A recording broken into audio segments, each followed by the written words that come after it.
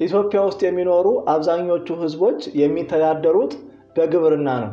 ድሮም ዘንድሮም በፊት በነገስታቱ ዘመን ገበሬው ይሰቀቅበትና ይመረርበት የነበረ ጉዳይ ምንድነው ብዬ ጥያቄ ለማንሳት ሞክሬ ያገኟቸውን ምላሾችን ነው በዚህ ቪዲዮ የምነግራችሁ። አንደኛ ገበሬው የሚሰቀቅበት የሚመረርበት መከራውን የሚያይበት ነገር ቢኖር ፍትህን ለማግኘት የሚሄድበት ርቀት ነው። የሆነ ነገር ደርሶበት ወይም አንድ ሽፍታ ተነስቶበት ያለውን መሬት ቀምቶት ባዶ ራቁቱን ካስቀረው በኋላ የተቀማውን መሬት ለማስመለስ ከነገስታቱ ዘንድ ሂዶ ከመሳፍንቱ ዘንድ ከሹማምንቶቹ ዘንድ ሂዶ የተቀማበትን መሬት ለማስመለስ 2 እና 3 ዓመት ከፍ ሲልም እስከ 5 ዓመት ሊጠበቅበት ይችላል። ይሄም ብቻ አይደለም። ገበሬው በዛ ዘመን የነበረ በነገስታቱ ዘመን የነበረ ገበሬ አንድ ሹም አንድ መስፍን ለማግኘት መታያ እየተባለ ከ100 እና ከ200 ብር በላይ ይከፍል ነበር። ያለችውን ጥሪት በሙሉ ሽጦ መስፍኑን ለማየት ለማስፈረድ አይደለም፣ ልብ አድርጉልኝ።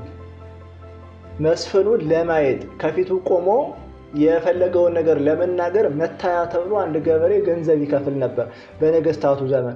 ሁሉም ነገስታት ላይ ነበር አልነበረም፣ እሱ ጥናት የሚጠይቅ ነገር ነው። ነገር ግን እኔ ያየሁትን ነገር ተክለ ጻዲቅ መኩሪያ በሕይወት ታሪክ መጽሐፋቸው ላይ ጽፈውት ያለ ነገር ነው እና ፍትህን ለማግኘት ይሄን ያህል ርቀት ይሄድ ነበረ። ደግሞ እሱም ብቻ አይደለም፣ እንደዚህ ሹማምንትና መሳፍንት የሚገኙበት ቦታ ሰው ገበሬው ከሚኖርበት ሩቅ ቦታ ነው የሚሄድ። በእግሩ ተጉዞ እዛ አካባቢ ደርሶ ነበረ ገበሬ መሳፍንቶችንና መኳንንቶችን ያገኛቸው የነበረ። እሱም ብቻ አይደለም፣ ገበሬው ፍትህ ለማግኘት ፍርድን ለማግኘት ነገስታቱ መሳፍንቱ ወዳሉበት ቦታ ሲሄድ ከዚህ ያለው ስራ ይቀራል፣ የሚሰራለት የለም። ያን ስራ ቦታው ስለተቀማ፣ ሁለተኛ ነገር ያልተቀማው ቦታ እንኳን ካለ የሚያርስለት ሰው አያገኝም። በዚህ ምክንያት ሚስቱ፣ ልጆቹ፣ ቤተሰቦቹ በሱ ስር ያሉ በሙሉ ይራቡና ይጠሙ ነበር። ያ ሰው አማራጭ ስለሌለው ፍትህ እስኪያገኝ ድረስ እዛው እየተጉላላ ይኖር ነበረ። ይሄ የፍትህ ስርዓት አለመዘርጋቱን የሚያሳይ ነገር ነው። በዚህ በተጨማሪ ገበሬው በጣም ይመረርበት የነበረ ነገር ነው። አንዳንዴም ደግሞ ይሄን ንጉስ ያጥፋልን እያለ በየአካባቢው ይጸልይ፣ በየአካባቢው ይጠይቅ የነበረበት ጊዜ ነበረ በነገስታቱ ዘመን። አንድ ይሄ ነው። ሁለተኛ ገበሬው የሚመረርበት ነገር ቢኖር የዘመቻ ጊዜ ነው። የዘመቻ ጊዜ ነገስታቱ፣ መሳፍንቱ፣ መኳንንቱ ጦራቸውን አስከትለው ጦርነቱ በተነሳበት አመጹ በተነሳበት ቦታ ሰራዊታቸውን አስከትለው ይሄዳሉ።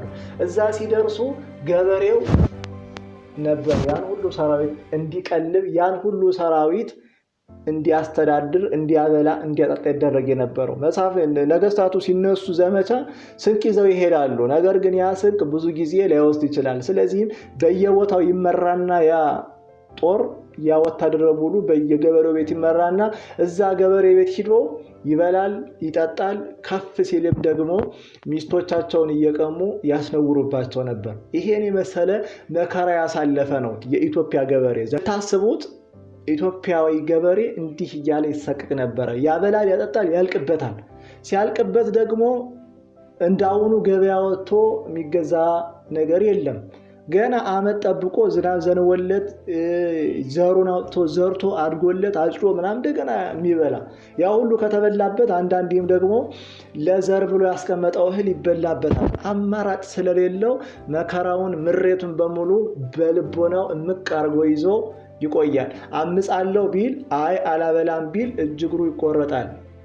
አንተ ማነህ ተብሎ ብዙ መከራ ይደርስበታል። ይሄንን ሁሉ ፍራቻ ገበሬው ያለውን ነገር እያወጣ ያበላና ያጠጣ ነበር። በዘመቻም ጊዜ መከራ ይደርስበት የነበረው ከዚህ አንጻር ነው።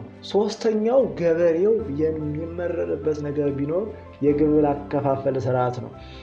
አንዳንዴ ምን ይደረጋል? መሳፍንቱ፣ መኳንንቱ ሁሉ አብዛኛው የሚባለውን ቦታ አብዛኛውን የሚባለውን የሚታረስ መሬት በእነሱ ቁጥጥር ስር ነው ያለ። ስለዚህም ለገበሬው ያከፋፍሉና እንዲታረስ ያደርጋሉ። ከታረሰ በኋላ ያረሰው ገበሬ መከራውን አይቶ ያረሰው ገበሬ 40 እና 30% ነው ከተመረተው ምርት ሊደርሰው የሚችል 60% እና 70% ወደ መስፍኑና ወደ መኮንኑ ወደ ሹሙ ነበር ይሄድ የነበረው። በዚህ ምክንያት ገበሬው ልፋቱን አይቶ የሚያገኘው ነገር ጥቂት ሲሆንበት ባላርሰስ ቢቀርብኝስ እያለ ድህነትን መረጠ። አብዛኛው ሰው ያስበው የነበረ ለእሱ የሚደርሰውን 40% እና 30% ሳይሆን ለሹሙና ለመስፍኑ የሚሄደውን 70% ነበር። በዚህ ምክንያት ድህነቴ ይሻለኛል፣ እኔ በጭራሽ አላርስም እያለ ይተው ነበር እርሻውን። ይሄ የግብር ስርዓት አንዱ ነው። ሌላ ተጨማሪ ደግሞ ከግብር ስርዓቶች ከሚያስቸግሩ ከሚያሰቅቁ ነገሮች የግብር ስርዓቶች ደግሞ መካከል ምንድን ነው? አንድ ሹም ይመጣና የነገስታቱን የታረሰውን እህሉን በሙሉ 60% ይወስድና ለነገስታቱ ይሰጣል። ከዛ ደግሞ የቀረውን ይመጣና ገበሬውን ደግሞ ግብር አምጣ ይለዋል። ከ30 እና ከ40% ደግሞ አካባቢው ላይ የተሾመው አገረ ገዢ ደግሞ ተጨማሪ የሆነ ግብር ይወስድ ነበረ። ገበሬው በጣም ይመረራል።